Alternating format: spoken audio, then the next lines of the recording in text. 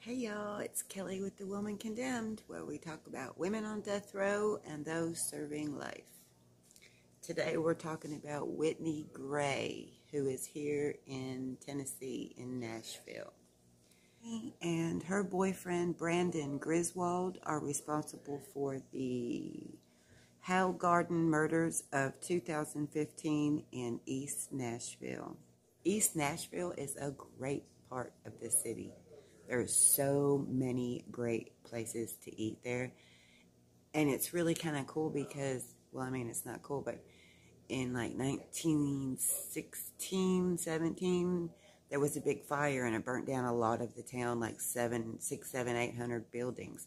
So it's a really cool mixture of the old antebellum buildings and newer, more modern buildings. So it's a real kind of really cool place to be in. But just like Nashville, like any big city, there's crime, there's drugs. I got a letter from Whitney in January where she says, I'm 26 years old. Birthday is October 7th, 1993. I was born in Denton, Texas. Then my parents and I moved to Oklahoma when I was 8. That's where I grew up. I had an absolutely fabulous childhood. I don't say it to brag. I say it because it's nothing but the truth. So, there's that. After high school, she went to beauty school and got her license in 2013. In 2014, she made a choice that would change the rest of her life. She moved to Nashville. She had a friend here that convinced her to move here with her so they could open a business together. So in 2014, I believe, she packed up her belongings and her parents moved her from Oklahoma to Nashville to live with her friend and start this business. Things were great for a while until she met Brandon Griswold. Brandon Griswold is from Athens, Alabama. He graduated from Athens High School. He was and is maybe an aspiring songwriter and musician. I found his YouTube channel. There's like 2 videos, one of him singing. I can't recall the song. I think it's Every Rose, maybe. And Mediocre. And the other one, he looks quite younger, playing the drums. Just a few minutes, both of them. The one where he's singing, you can kind of tell he's a strung out junkie. Just from the way he looks, his skin is real bad. He's hunched over and his hair's all everything. Right from the beginning, they were a toxic couple. It did not take long for Brandon to introduce me to heroin. As a matter of fact, I think it was just within months, I think, and she was shooting heroin. She moved out of her friend's house and moved into Brandon's apartment, apartment A3 at the Howe Garden Apartments.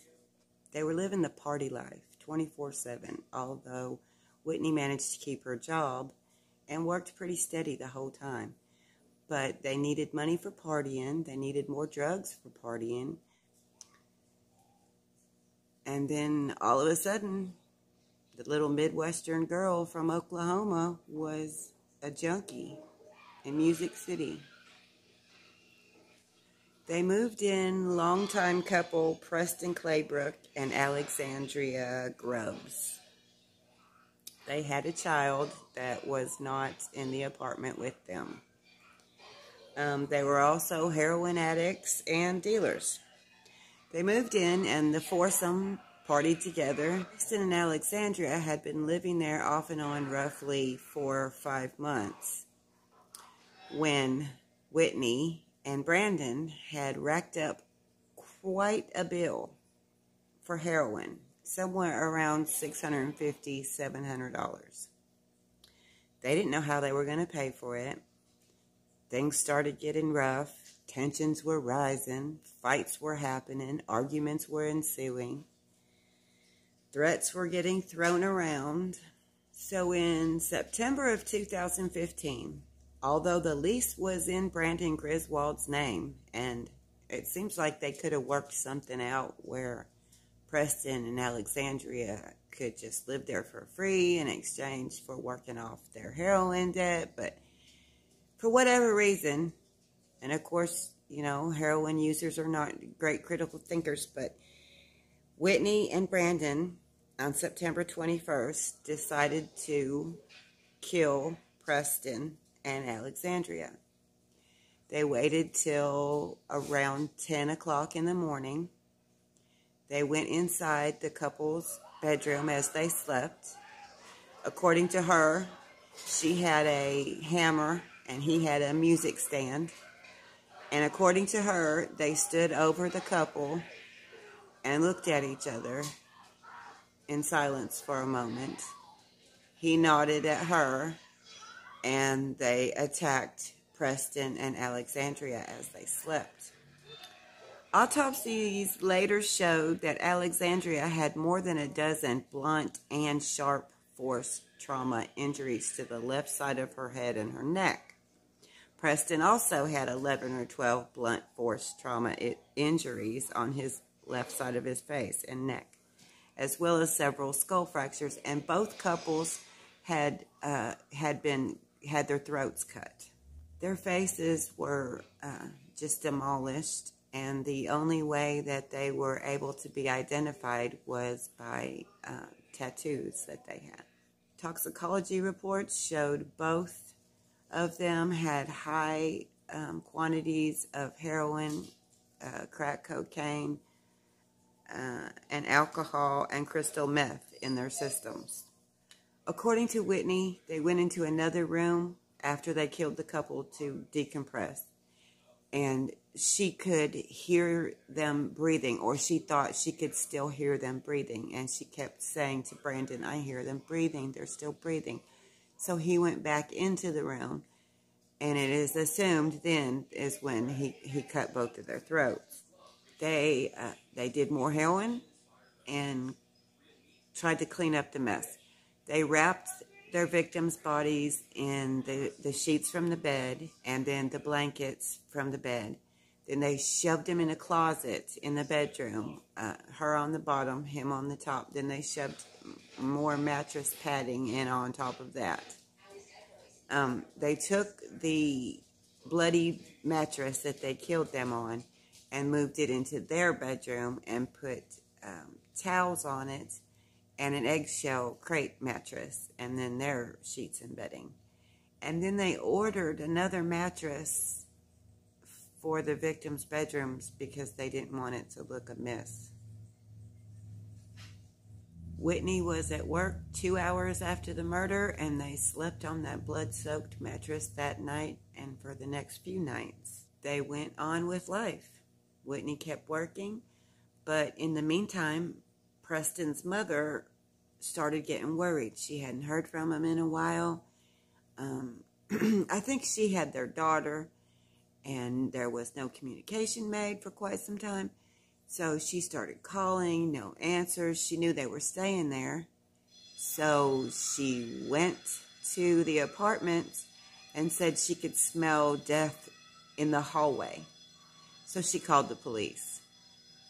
Earlier that day, Brandon and Whitney had lost their nerve, had packed up their stuff, and went to a homeless camp under a bridge in East Nashville and were staying there. Some of the evidence in this case was a pros and cons list next to Whitney's side of the bed that listed the pros and cons of all the places they could have dumped or disposed of the bodies.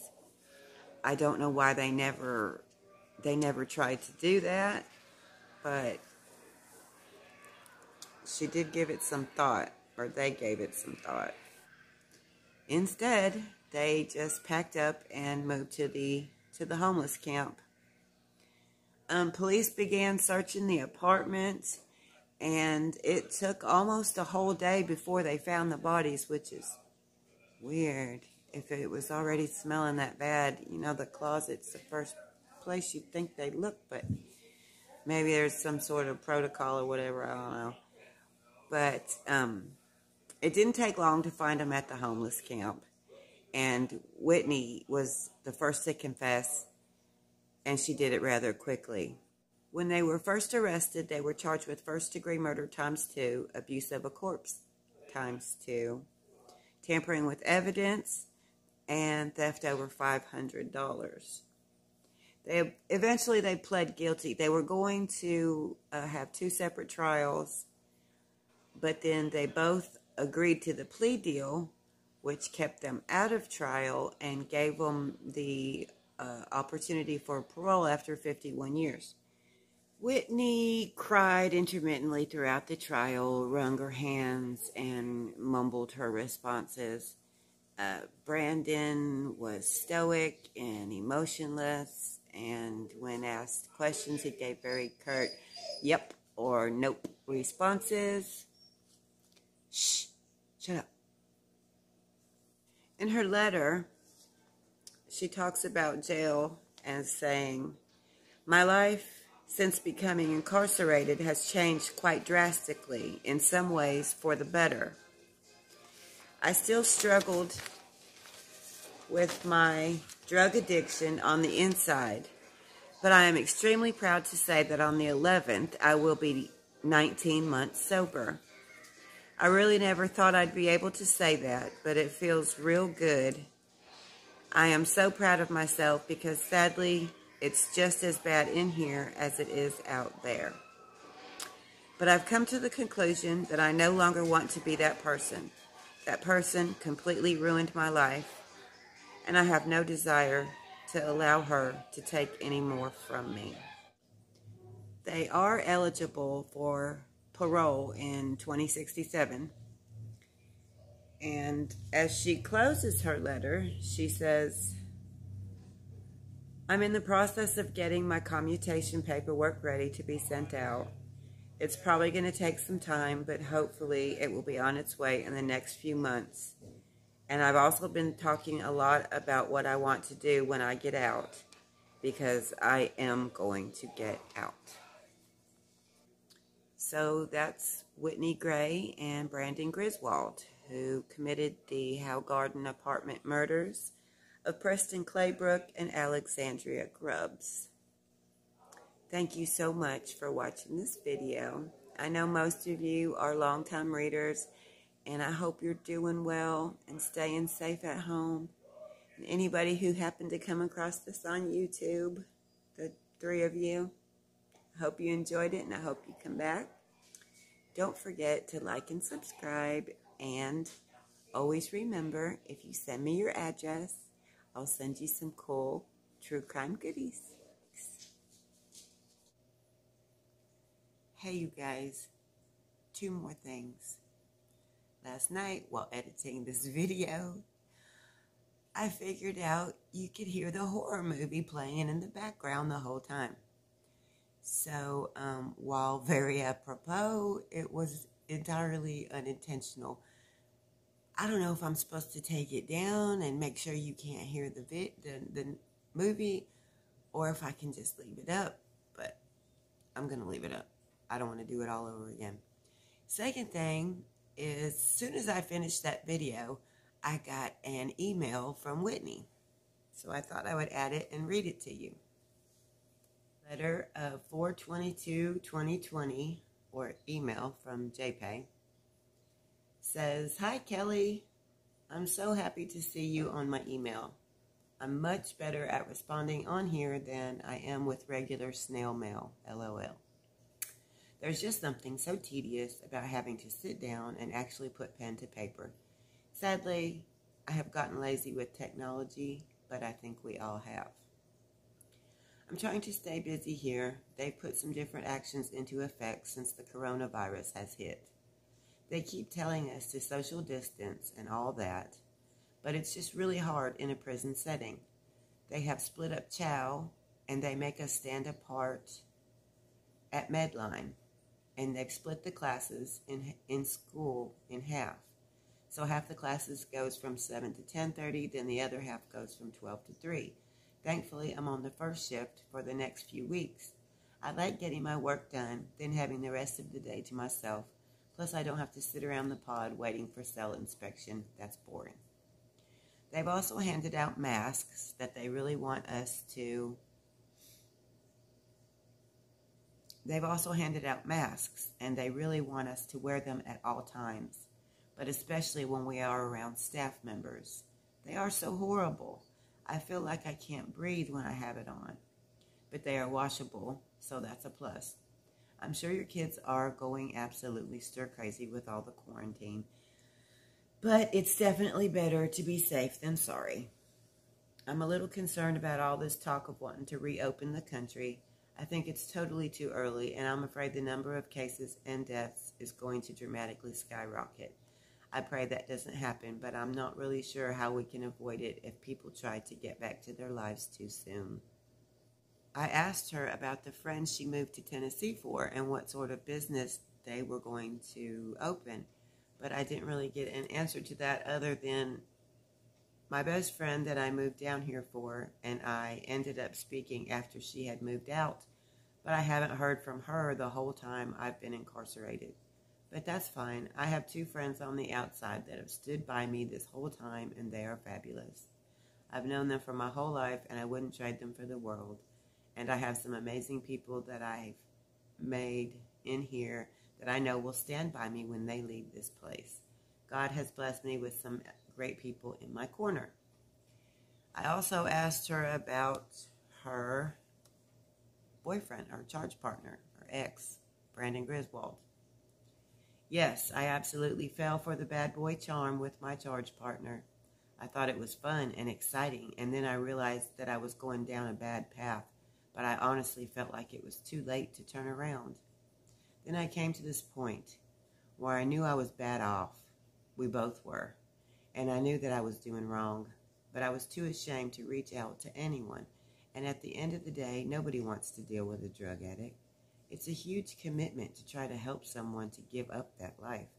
I had people say they knew what I was doing and what was going on, but they didn't want to step up and try to actually help me. And I don't necessarily blame them. I can't say that I wouldn't have done the same thing, but I can say that I would absolutely reach out and help someone that I saw going down the same path as me.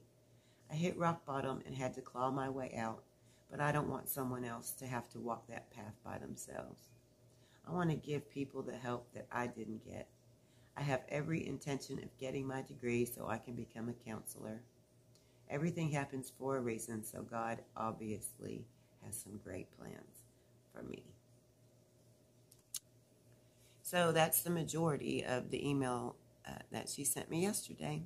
There's no doubt that Whitney did some horrible things and took the lives of a mother and father.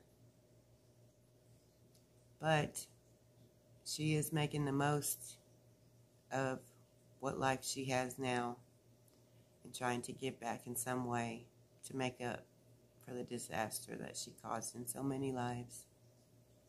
Brandon, on the other hand, I don't see him making any sort of effort other than to survive in prison. It's all about him. So, sorry for the horror movie background noise. I'll try to do better next time. And thanks for tuning in.